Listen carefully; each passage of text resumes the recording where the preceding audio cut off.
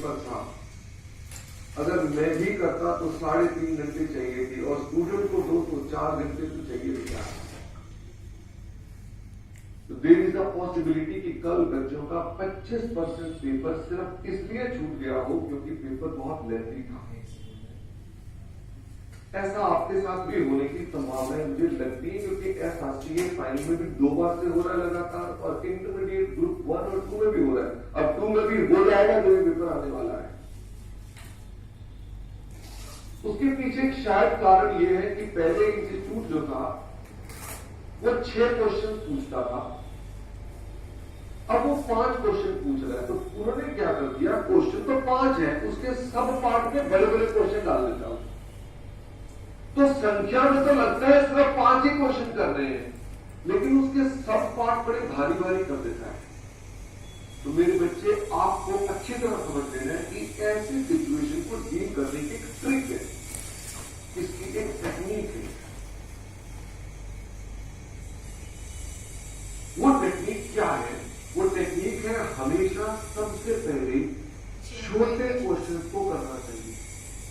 हम बड़े क्वेश्चन से स्टार्ट करते हैं तो हमारा कॉन्फिडेंस खत्म हो जाता है, हमें लगता है वो बड़ा क्वेश्चन तो हो जाता है, तो लगता है इतना सारा पेपर बचा हुआ हमारा, को हम कैसे करेंगे। वो जो घबराहट होती है वो हमारे आते हुए सवालों को भी परेशान कर देती है। कल भी जो पेपर हुआ उसके अंदर भी जिन जिन बच्चों ने भी इस ट्रिक को फॉलो किया उनका पेपर तो बढ़िया हुआ। इसलिए आपको कल जो पेपर हुआ उनसे अगर आप पूछोगे तो आपको 2 तरह के बच्चे मिलेंगे।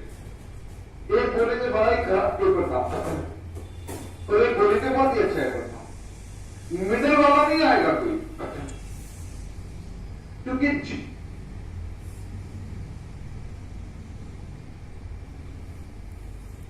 बस हो गया, कर लिया।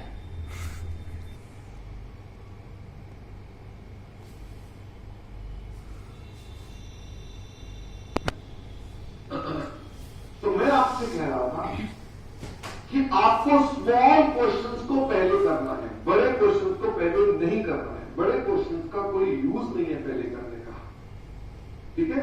तो मैं आपको 2-4 टिप्स देना चाहता हूं, जिन टिप्स को आप ध्यान रखिए। भारी भारी टिप्स देने का मुझे कोई लॉजिक दिखता नहीं कभी भी कि मैं आपको 10-15 टिप्स दे दूं और आप उनको फॉलो ही ना कर पाए। तो आपको एक बात अच्छी तरह से समझ लेनी है, एग्जाम में आपके लिए बहुत जरूरी है start from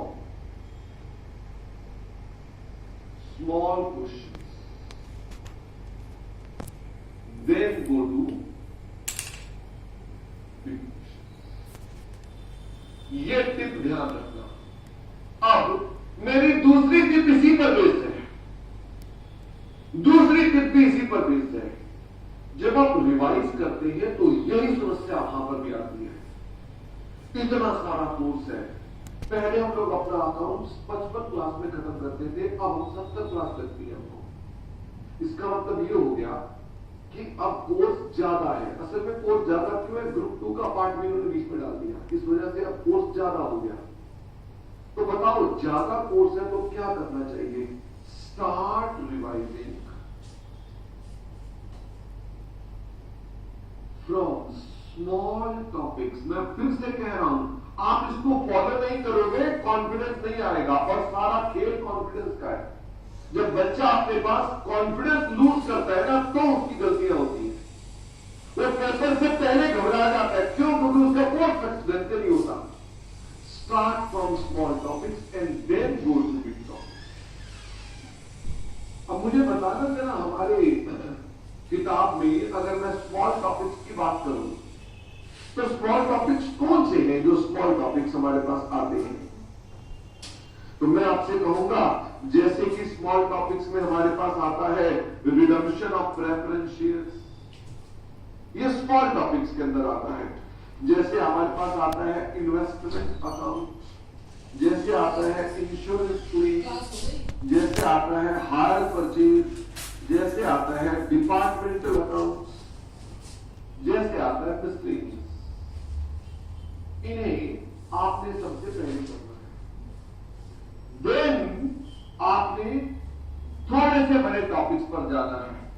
cash flow statement, final accounts, debentures, इसका मतलब आपको अपने पास सिंगल एंट्री,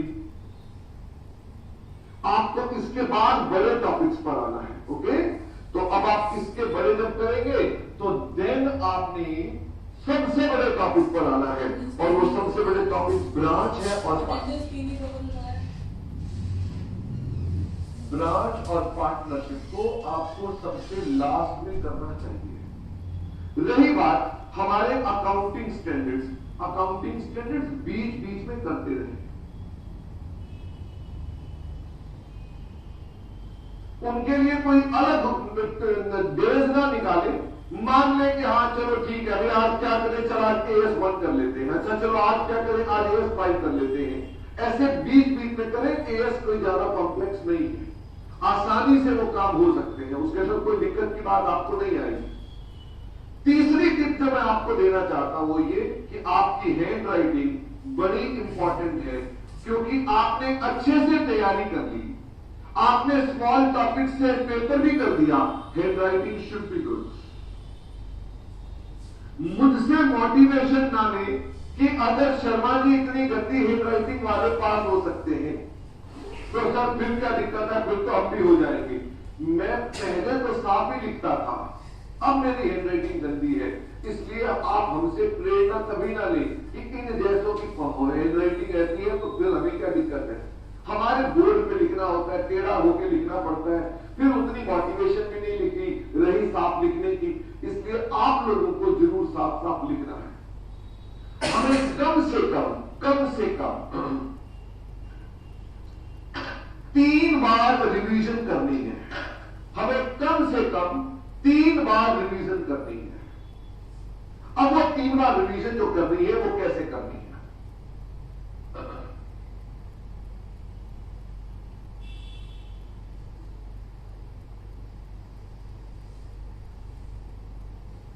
और आपको जो पेपर अभी कल हुआ ना, उसको एक बार मैं LMS में डलवा दूंगा, नहीं तो आप इंस्टीट्यूट की वेबसाइट से देख लेना, डाउनलोड करके देखना, और आप पाओगे 100 पे। आज मुझे टाइम मिल नहीं पाया कल से लेकर आज तक, मैं आपको दिखाता सारे पेपर के क्वेश्चंस ऑलरेडी बुक में है, हमारी बुक में नहीं है, ये स्टडी मटेरियल है।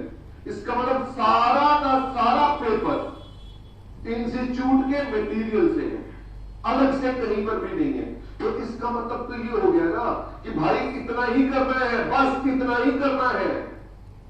पेपर में इसी में से 3 घंटे के क्वेश्चन आएंगे, फिर डबल हो जाएंगी या ट्रिपल हो जाएंगी, बाकी मोटा मोटा वही होगा, ठीक है ना।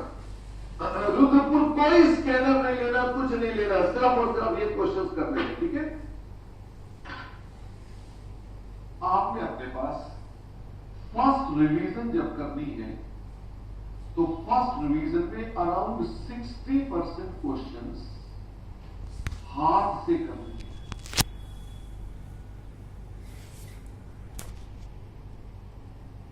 देखने नहीं है, हाथ से कर रहे हैं। 60% क्वेश्चंस ऑफ टॉपिक्स। उसके अंदर बेस्ट क्या होगा? बेस्ट क्या होगा? Do questions which were done in class. क्योंकि हम क्लास में कौन से क्वेश्चन कराते हैं जो इंपॉर्टेंट है या जिनमें इंपॉर्टेंट कॉन्सेप्ट है, और रिपीटेड क्वेश्चन घर पे देते हैं करने के लिए। तो अपनी क्लास को टॉपिक को सामने रखो, आपको आइडिया रहेगा कि ये क्वेश्चन करते हैं। सेकंड रिवीजन में आपने रिमेनिंग क्वेश्चंस को डील करना है, और ये देख करके करना है।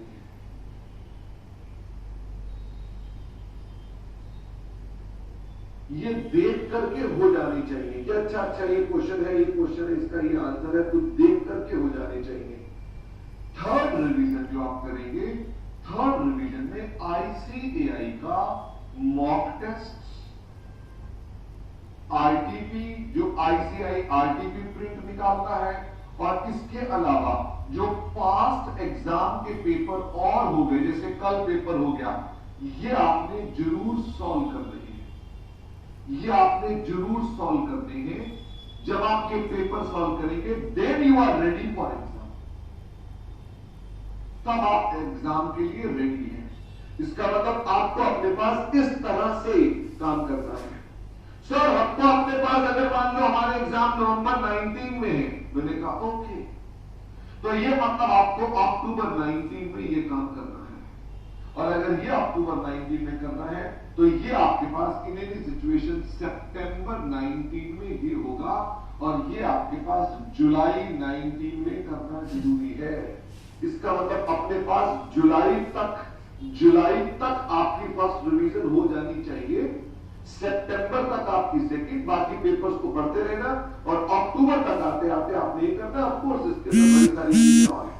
जो कह रहे हैं क्या हमें कोई प्रैक्टिस मैनुअल करना है, कुछ नहीं करना है, ओनली एंड ओनली। मैं ये लिखते हुए घबराता हूं कि मेरी बुक कर लो, लेकिन यही मेरी बुक जो है यही इंस्टीट्यूट की बुक है। आपने सिर्फ ये किताब करनी है, ये मेरी किताब नहीं है, इंस्टीट्यूट की ही किताब है, यही आपने करनी है और कुछ नहीं करना है। पेपर बाहर से मिल जाएगा तो मुझे पकड़ लेना, पेपर बाहर से नहीं मिलेगा, पेपर किसी किताब में से मिलेगा।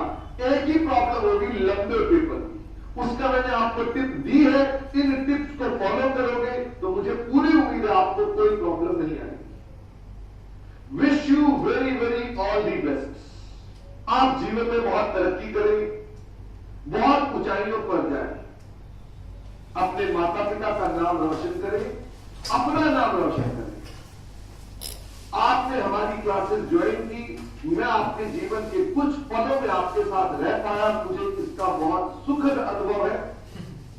मैं बीच में बहुत बार ऐसा हुआ कि मैं लाइव लेना आना चाहता था लेकिन मैं नहीं आ पाया, लेकिन मेरी कुछ ऐसी समस्याएं घरेलू थी मैं जिनको रोक नहीं सकता था, मुझे उसका बहुत दुख है। मैंने कई बार आपको डांटा जहां मुझे नहीं डांटना चाहिए था, मुझे बाद में बहुत दुख हुआ, उसके लिए मुझे बहुत दुख है।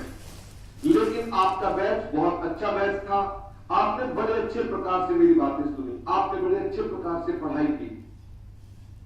मुझे उम्मीद है हम दोनों प्रोफेशनल कलीग्स के रूप में बहुत जल्द मिलेंगे और हम आपस में फिर से बातें करेंगे कि कैसी आपकी यात्रा रही और कैसी मेरी रही। आपके इस प्रेम के लिए बहुत बहुत धन्यवाद। Thank you all of you, wish you very very all the best. नमस्कार, गुड बाय।